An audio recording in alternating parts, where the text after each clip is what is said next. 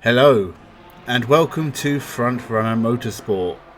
I love a good ghost story on Halloween, and in previous years I have spoken about the ghost of Percy Lambert, haunting the remains of the Brooklands racetrack, and I covered the curse of James Dean's Porsche and his terrible accident.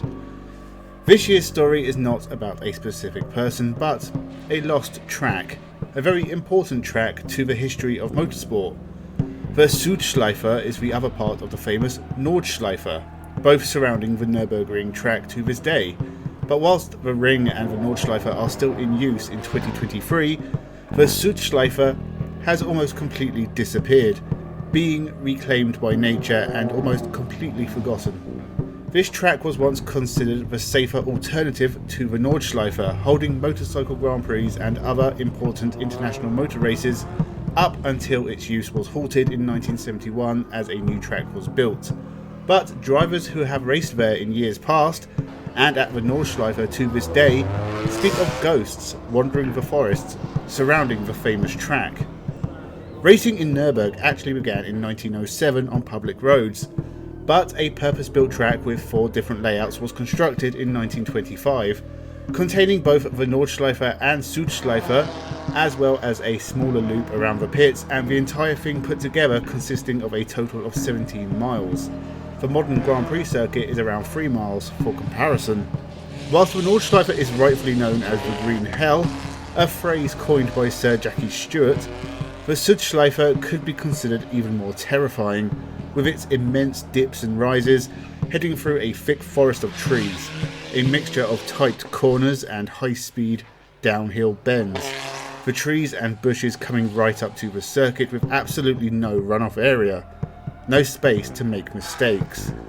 After being used for tank parking by the Allies during the Second World War, the whole circuit was repaired and racing began again in 1947. The first victim of the Südschleife was Paul Kresser in a BMW sidecar in 1953, one of many fatalities on the whole Nürburgring complex. Alfred Wohlgemuth and Dickie Dale would join him on the same day, 30th of April 1961, in another sidecar race. A year later, Günther Strasberger, another sidecar racer, would be killed. 28th of September 1963, another 2 drivers were killed, Dieter Schmicking and Axel Klasker.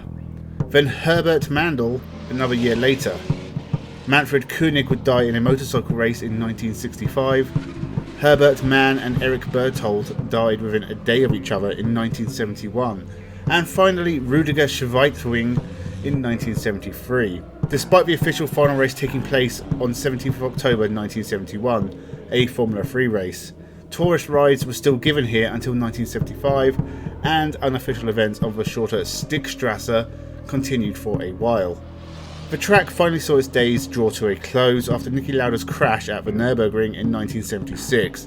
The German Grand Prix was moved to Hockenheim so that improvements in safety could be implemented at Nürburgring. After years of financial mismanagement and potential bankruptcy, a new track was built in the 80s that took over some of the Südschleife, and that was the end of this great track that had 50 years of motor racing heritage. More than 200 people have died on the circuits of Nürburgring. Even recently in 2023, 2 employees of Goodyear died during a tyre test in a Porsche.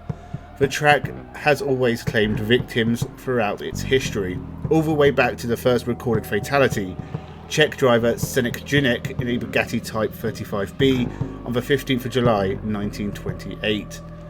It's not too far a leap to make that the spirits of those lost in the forests around Nürburgring still roam in their thunderous cars of years past and riding their ethereal motorcycles through the dense trees away from the prying eyes of the living. Today the track still exists, but barely. Hidden away from the public, there are few markers of the former circuit left. Some of the tarmac is hidden away in the forest, this famous concrete telephone post that was part of a Marshall stand, and some of it is now public road. Of course, some of it was connected to the Nordschleife, and some of it makes up part of the modern Grand Prix circuit. If you are in the Nürburgring area, either spectating or competing in some form of motor racing, or maybe as a tourist to the magnificent castle and the history of the surrounding area, take a trip into the forest, find what remains, and take it in. There's a chance it won't be there forever, and as those who have memories of racing on the Südschleife get older, share their stories and pass away, all that remains is the tales they told. The real memories will be lost to time, much like the track itself. But even as nature reclaims its lands, the tarmac crumbles away, the last reminders of the once great racetrack fade to dust and all is forgotten, the spirits who lost their lives at the Südschleife will race on forever. So if you find yourself in the forests of Nurburgring and a ghostly fog sets in, you may hear the distant sounds of engines roaring. Nothing to fear, it's just the many cars thundering around the Nordschleife, as is the case on any given day, right? Or are you the unintentional witness to the greatest motor race that no one has ever seen, and a race with no end that no one can win?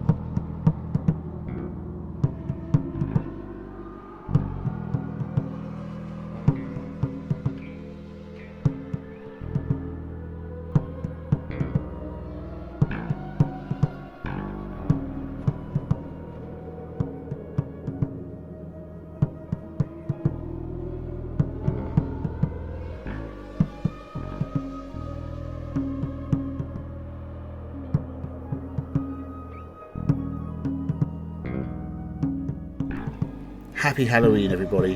Have a good one.